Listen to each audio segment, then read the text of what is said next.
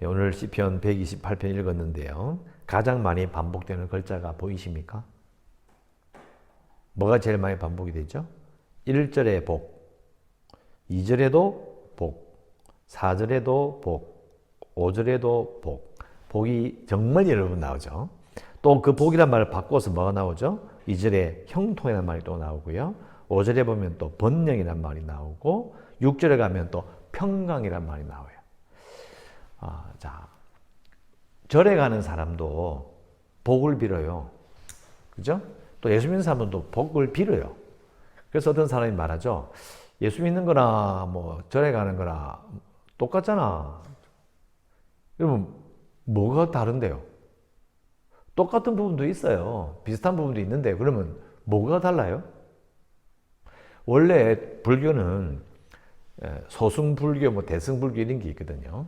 소승불교라는 것은 쉽게 말하면 자기가 부처가 되려고 하는 거예요. 세상의 본질을 다 끊어내고 자기가 부처가 되는 거예요. 근데 그게 길이 너무 어렵잖아요.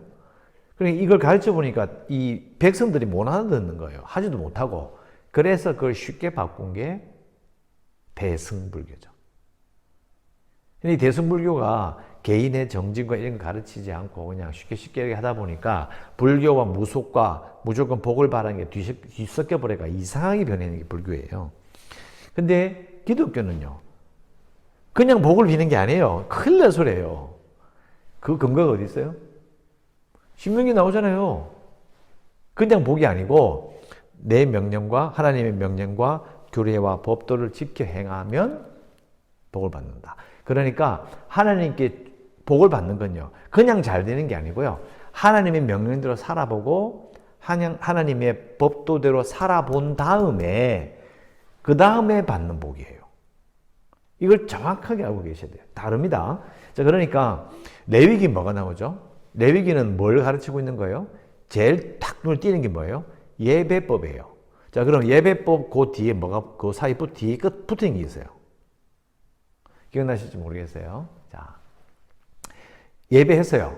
예배하고 난 다음에 무슨 제사를 드리죠? 화목제. 화목제 드릴 때 뭐 하죠? 예배 드리는 사람들과 함께 먹고 마시고 즐거워하는 거예요.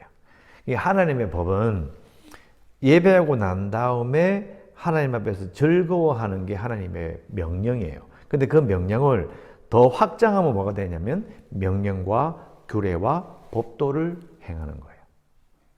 그것을 그대로 지키는 게 하나님께 순종하는 거고 복종하는 거예요. 자, 이것은 그런 게 제가 지금 간단하게 말한 것 같은데요. 생각해 보면 레위기부터 신명기 끝까지를 하나로 묶은 거예요. 자, 1절에 보면 여호와를 경외하며 그의 길을 걷는 자에게 복이 있도다 했죠. 그냥 복을 말하는 게 아니고 조건이 있잖아요. 여호와를 경외하며 그의 길을 걷는다. 자, 길을 걷는다라는 것은 이것은 문학적인 표현인데요. 비유인데요. 영어로 보면 복종하며라고 되어 있어요. 자, 여러분 하나님께 나는 복종하기 싫다 이런 사람은 없어요. 그러면 저는 하나님께 복종합니다라고 기도해서 그러면 문제가 생기죠. 이게 뭘 복종하죠? 하나님이 높으신 분이시고 위대한 분이시니까 복종해야지. 아니, 그게 아니라 어떻게 복종할 거냐고요. 그게 신명기 법인 거예요. 아까 말한 명령과 교례와 법도인 거죠. 그죠? 자, 이걸 생각하면요. 그 신명기 끝부분에 가면 모세가 이제 그 후손들에게 말하면서 이런 말을 해요. 자손에게 명령과 교례와 법도를 가르치라. 그러면서 뭘 말해요? 하나님 경외하기를 배우게 하라. 이런 말이 있어요. 그러니까 1절 보세요. 여호와를 경외하며 그의 길을 걷는 자에게 그가 복을 받는다. 신명기 말씀하고 똑같잖아요. 1절 말씀이 간단하지만 사실은 신명기의 관점으로 보면 이건 정확한 신앙 고백이 되는 거죠.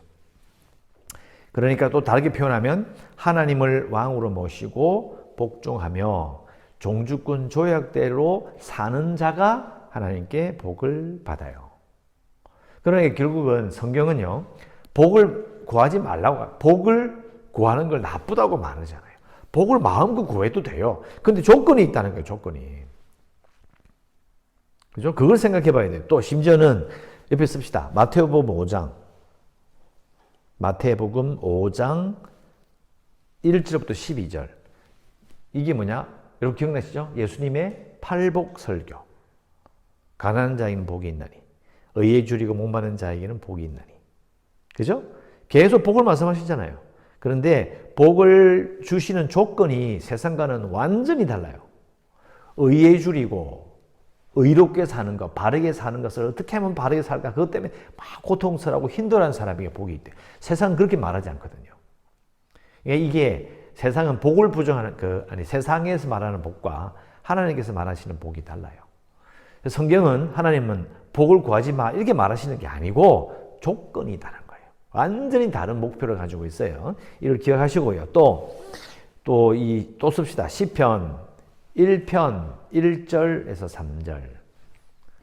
시편 1편 1절에서 3절. 자, 이 시편은 전체가 예배 때 사용된 찬양이에요. 근데 1편 1절은 뭘 말하냐면 복 있는 사람은 이렇게 시작해요. 기억나시죠? 자, 복 있는 사람 해놓고 밑에 뭐가 있냐면 그는 시냇가에 심은 나무가 그죠? 마르지 아니한 같이 나무가 철을 따라 열매를 맺으며 그 잎사귀가 마르지 아니한 같으니 그가 하는 모든 일이 형통하리로다. 이랬어요. 당연하죠.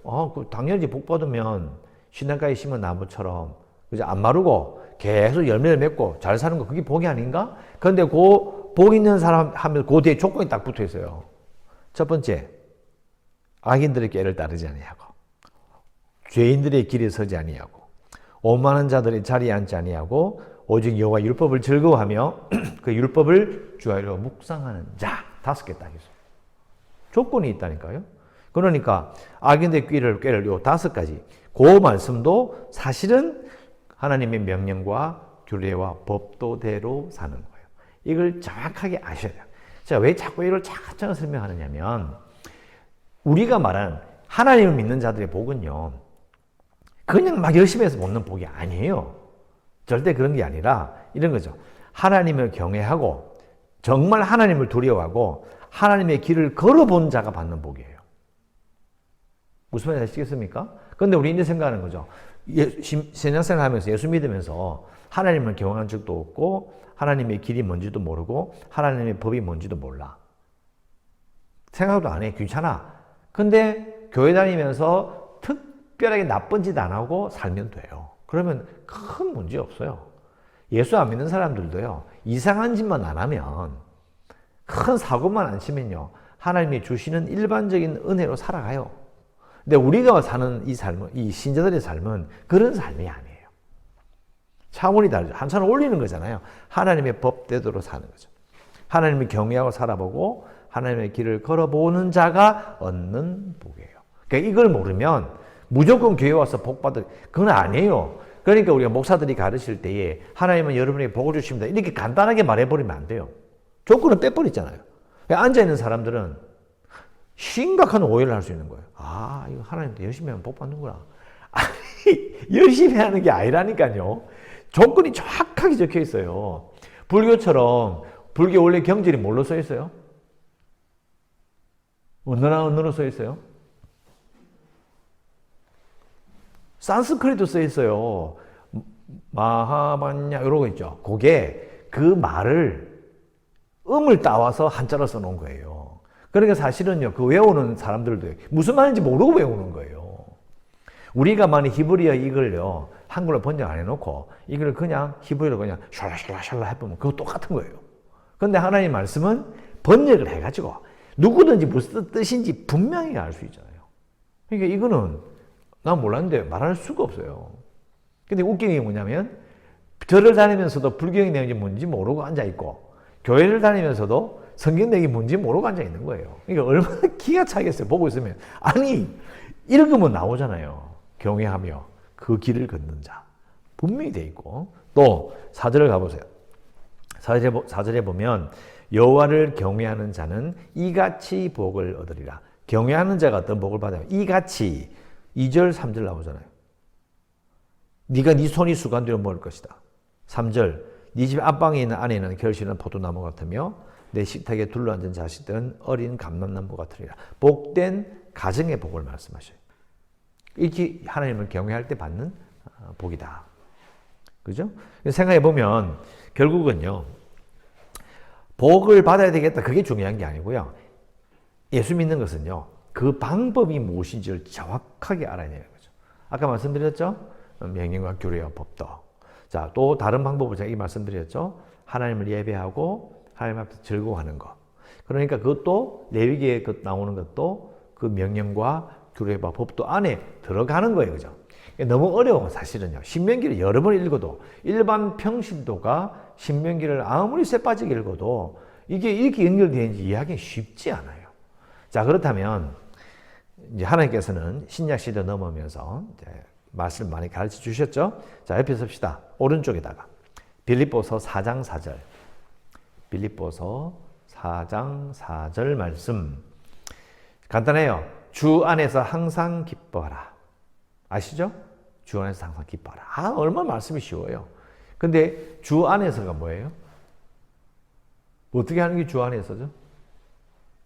자, 이거는 정말 큰 이야기이긴 한데요. 신명기, 즉 레위기를 이해하고 신명기 말씀을 딱 받고 빌립보서를 딱 읽으면요. 이게 뭐라고 읽혀지느냐? 말씀하셨잖아요. 하나님을 예배하고 나서 하나님 앞에서 즐거워하라. 누구와 함께? 같이 예배한 자들. 맞잖아요. 그러니까 결국 주 안에서란 말이 뭐냐면 하나님을 예배한 자들과 함께 기뻐하라는 말들도 읽힐 수 있어요. 하나님을 예배한 자들, 예수님으로 말미암아 하나님을 예배하게 된 자들과 함께 하나님 앞에서 즐거워하라. 이게 하나님의 명령이에요. 그래서 기분 좋은 기뻐해 이게 아니고 항상 기뻐하라. 이게 항상 기뻐해 볼래? 이런 말이 아니잖아요. 명령이에요. 기뻐해라. 이게 이제 레위기 명령, 신명기 명령과 그대로 이어져요. 3,500년 전에 그 하나님의 명령이 한 번도 바뀐 적이 없이 우리에게 그대로 꽂히는 거예요. 바뀐 적이 없어요. 그러니까 우리가 하나님께 복을 받는 방법 중에 가장 간단하게 그냥 쉽게 여러 가지 모양으로 다 설명할 수 있지만 우리 시대는요. 하나님을 예배하고 나서 하나님 앞에서 즐거워하는 거예요. 그래야 복을 받아요. 그래서 저는 이제 이런 말씀을 하면서 속이 터지는 거죠.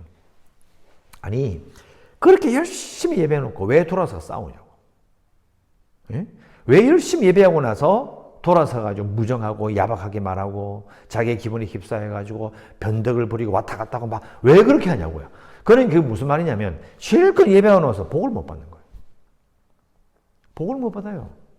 이거는 뭐 잘 되고 못 되고 뭐 돈이 많아지고 그런 이야기가 아니고요. 하나님께서 주시고자 하는 복을 못 받는 거예요. 저는 세상에 그런 멍청이가 없다고 생각해요. 왜 멍청하냐면 저는 그 목사의 책임이라고 생각해요. 그걸 말 안 해주는 거예요. 세상 사람들도 개모임 하면서 우리 한번 싸워보자 이런 모인 사람 없어요. 자, 요번 7월 초에 우리 놀러 가자. 우리 개모임 있다. 그래서 주신 가로 딱 해가지고 한번 대판 싸워보자. 이런 데가 어디 있어요? 아니잖아요. 개모임도요. 우리 잘 지내보자 이렇게 이야기하잖아요. 근데 우리도 왜 잘 지내야 되는데? 그냥 잘 지내는 게 좋은 게 아니고 하나님이 분명히 말씀하셨다는 거예요. 예배하고 나서 하나님 앞에서 즐거워하라. 주 안에서 즐거워하라. 기뻐하라. 이게 얼마나 좋아요. 그러니까 우리는 복 받는 게 어려운 게 아니에요. 말씀 그대로 하면 되는 거죠. 참 이게 속이 저는 너무 답답해요. 이게 목사는 소망이 뭐냐면요. 항상 강조했죠. 성도들이 잘 되는 거예요. 성도들이 행복하게 사는 거죠. 그게 너무너무 그러고 싶어요. 근데 이건 제가요. 어떻게 잘해줘서 되는 게 아니에요. 이상한 사람들 있죠. 목사가 잘해주면 자기가 복 받는 아니에요. 그건 저와 상관이에요. 저는 복 받는 길을 가르쳐 주는 거예요. 이쪽 길이다 이거예요. 그 길을 걸어갔으면 좋겠어요. 저도 그 길을 걷고 있는 것이고 여러분도 그 길을 걸어야 돼요. 그죠? 그래서 오늘 1절에 나오잖아요. 여호와를 경외하며 그 길을 걷는 자. 저는 이 번역이 참 마음에 들어요. 하나님을 복종합니다. 말도 좋은 번역인데 길은요. 예수님께서 이렇게 말씀하셨죠. 내가 곧 길이요 생명이다. 왜 길이라고 하셨어? 생각해 보면요. 그 길을 걸어봐야 돼요. 야 이쪽으로 가면 서울이야. 그 서울이 알고 있어. 너 가봤냐? 그럼 길은 무슨 소용이 있어? 길을 걸어봐야지. 등산로야. 여기 등산로야. 하면 뭐. 자기 그 길을 가봐야 돼요. 저는 그래서 이런 번역을 되게 좋아요. 하나님을 경외하고 그의 길을 내가 걸어보는 자로 사는 거죠.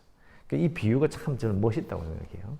정확한 그런 귀에 확 와닿는 거죠. 아, 이게 그 길대로 걸어봐야 복을 받는구나. 이런 말이 되는 거죠. 이 말씀을 기억하시면 좋겠고요. 자, 기도 제목을 이렇게 씁시다. 하나님을 경외하며 하나님의 길을 걷겠습니다. 하나님을 경외하며 하나님의 길을 걷겠습니다. 1절 말씀 그대로죠.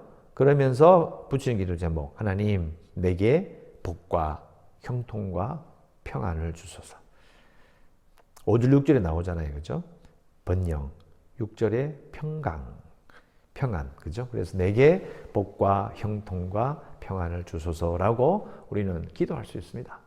기도하시고 우리의 교회가 구원의 방주가 될 수 있도록 또 재개발을 위해서도 코로나19 극복을 위해서 인맥한 성도들과 주일학교 그리고 선교지를 위해서 이 나라의 경제와 북한의 문제 성도들의 생활을 위해서도 기도해 주시고 오늘도 은혜 가운데 살아가시기를 주의 이름으로 축원합니다. 기도하겠습니다.